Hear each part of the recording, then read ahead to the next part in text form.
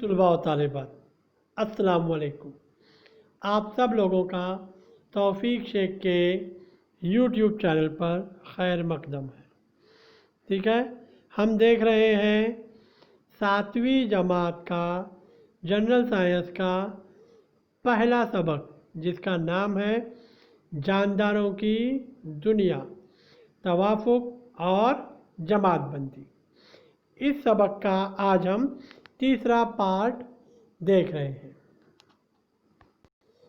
प्यारे बच्चों, अब तक हमने रेगिस्तानी इलाकों के नबातात में तवाफुक और बर्फ़ानी इलाकों के नबातात में तवाफुक, ये 2 पॉइंट हम पार्ट 2 में देख चुके हैं।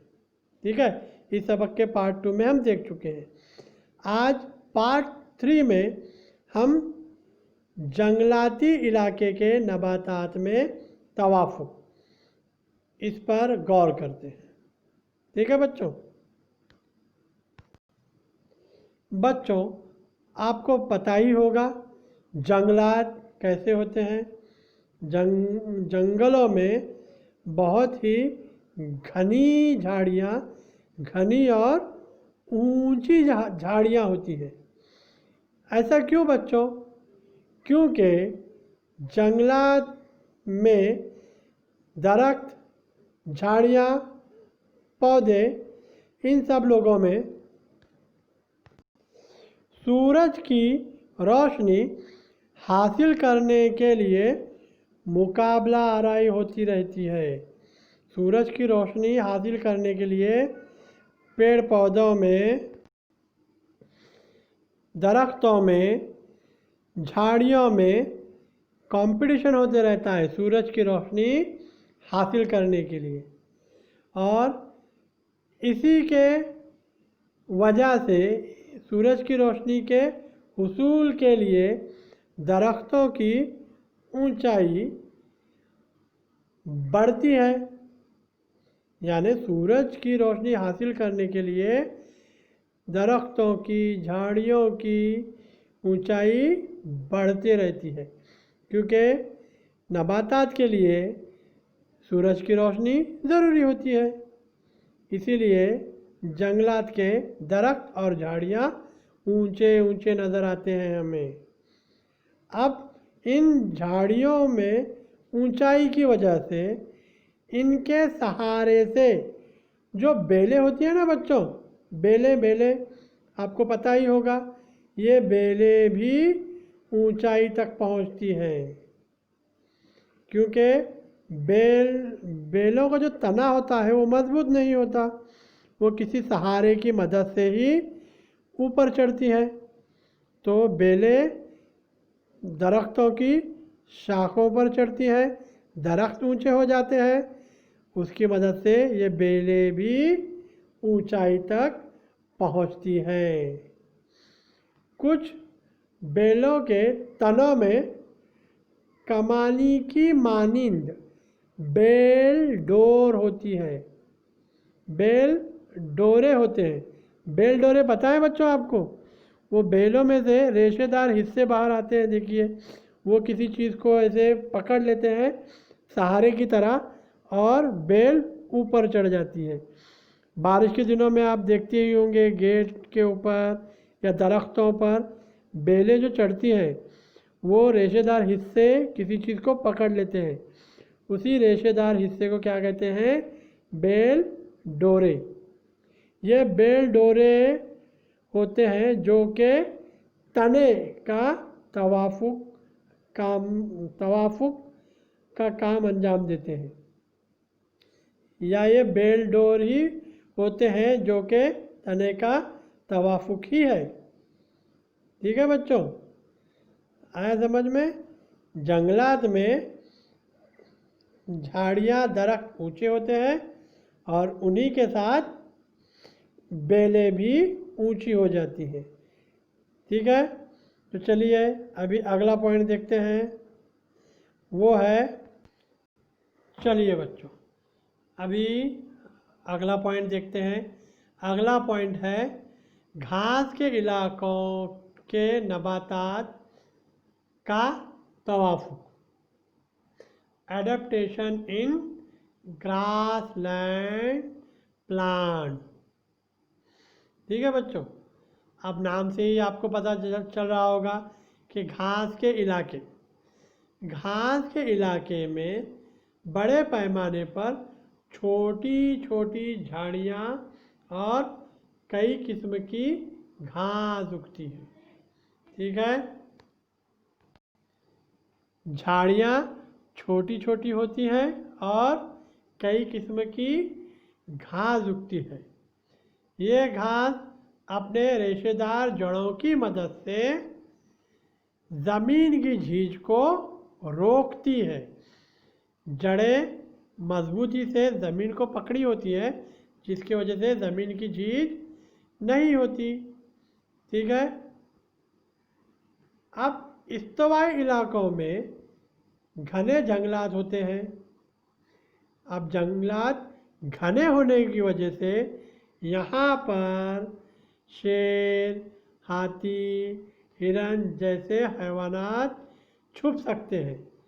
इसलिए इस्तवाई इलाके में शेर, हाथी, हिरन जैसे जानदार पाए जाते हैं। क्यों बच्चों? क्योंकि वहाँ जंगलात घने होते हैं। अब इसके बरक्स सर्द इलाकों की घास की ऊंचाई कम होती है। सर्द इलाकों में जो घास होती है ना बच्चों, उसकी ऊंचाई कम होती है। इसलिए इसमें खरगोश जैसे छोटे हैवानात पाए जाते हैं। और पहाड़ों की ढलानों, सतह मुर्तफ़ा और मैदानी इलाकों में बड़े पैमाने पर चरागाहें नज़र आती हैं। ठीक है बच्चों, तो ये हुआ हमारा घास के इलाकों की नबातात का तवाफुक।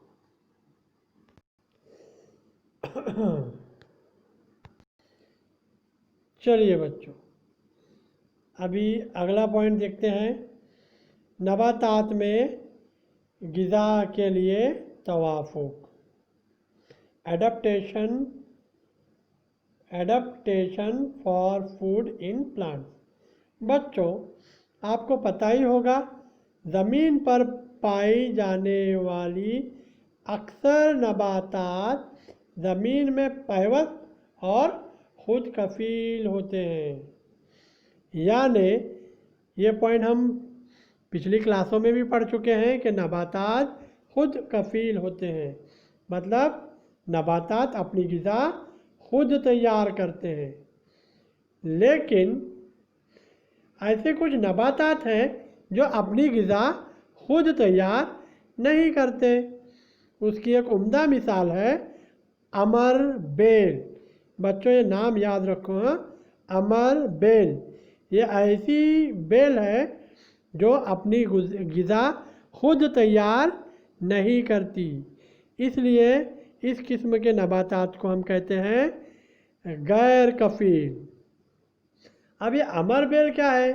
अमर बेल का जिस्म यानी सिर्फ जर्द रेशों जैसे तने का जाल होता है।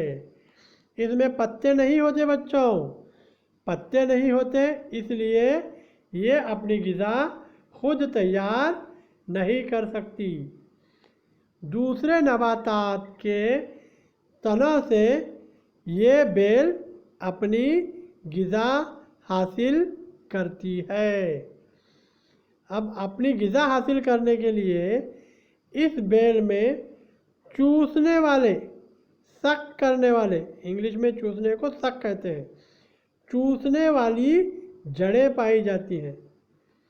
ये जड़ें दूसरे मेज़बान दरख्त की उरूकी और आबी नालियों तक पहुंचकर उनकी ग़िज़ा और पानी जज़्ब करती हैं।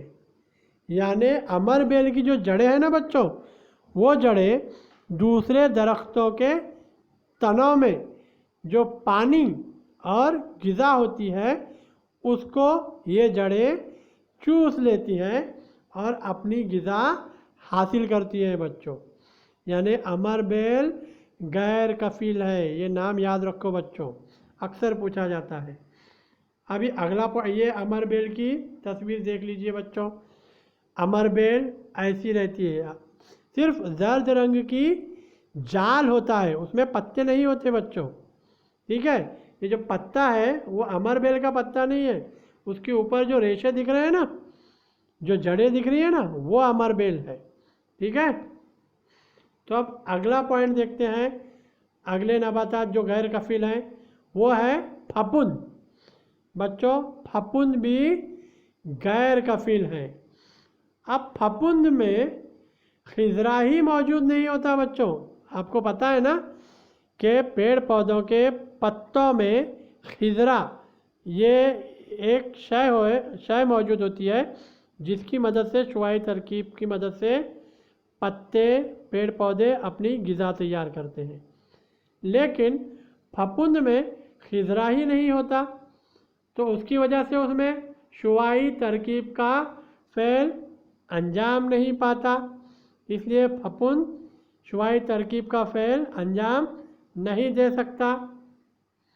इसीलिए फफूंद रोटी, पाव जैसी नशास्तई ग़िज़ाई अशिया से ग़िज़ा हासिल करने के लिए इसमें जड़ों जैसे रेशे पाए जाते हैं। समझ में आया बच्चों? इसीलिए आप देखे होंगे कि रोटी, पाव इन चीज़ों पर फफूंद लगता है, ठीक है, क्योंकि इसी नशास्तई चीज़ों से ग़िज़ा हासिल करने के लिए इनमें जड़ें पाई जाती हैं, ठीक है। यानी अमर बेल और फफूंद ये दोनों भी गैर कफील नबातात हैं, ठीक है बच्चों। अभी अगला देखते हैं। नबातात की नशोनुमा के लिए नाइट्रोजन, फास्फोरस और पोटाशियम की ज़रूरत होती है बच्चों, ठीक है। नाइट्रोजन गैस एक बहुत इम्पोर्टेंट गैस है जो पेड़ पौधों की नशोनुमा के लिए ज़रूरी होती है। अब बच्चों कुछ ज़मीन में, आमतौर पर ज़मीन में नाइट्रोजन और फास्फोरस मौजूद होता है, लेकिन जिस ज़मीन में नाइट्रोजन की कमी होती है वहाँ नशोनुमा पाने के लिए कुछ नबातात जैसे वेंस फ्लाई ट्रैप, ड्रायसेरा सिराहिया पौधा कीड़ों का शिकार करके नाइट्रोजन की ज़रूरत पूरी करते हैं। आपने सुना ही होगा बच्चों, कुछ नबातात कीड़े मकोड़ों को खाते हैं। क्यों? क्योंकि उनकी ज़मीन में नाइट्रोजन की कमी होती है और वो नाइट्रोजन की कमी पूरी करने के लिए वो इन कीड़ों मकोड़ों को खाते हैं। अब इन कीड़े मकोड़ों को अपनी तरफ राग़िब करने और इन्हें पकड़कर रखने के लिए इनके पत्तों या फूलों में तवाफुक हो जाता है, ठीक है बच्चों। ये कीड़े मकोड़े क्यों खाते हैं ये पेड़ पौधे? क्योंकि नाइट्रोजन की कमी पूरी करने के लिए। देखो बच्चों आपको तस्वीर दिखाई दे रही है वेंस फ्लाई ट्रैप की। इसके पत्ते जैसे ही इसमें कोई कीड़ा मकोड़ा बैठ जाता है ये बंद हो जाते हैं, ठीक है बच्चों। तो ये तीसरे पार्ट के लिए इतना काफ़ी है। अभी हम तीसरा पार्ट ख़त्म करते हैं, अगला हिस्सा हम चौथे पार्ट में देखते हैं बच्चों, ठीक है। तो वीडियो पसंद आया तो लाइक और शेयर ज़रूर कीजिए और चैनल को सब्सक्राइब ज़रूर कीजिए, ठीक है बच्चों। चलिए अल्लाह हाफिज़।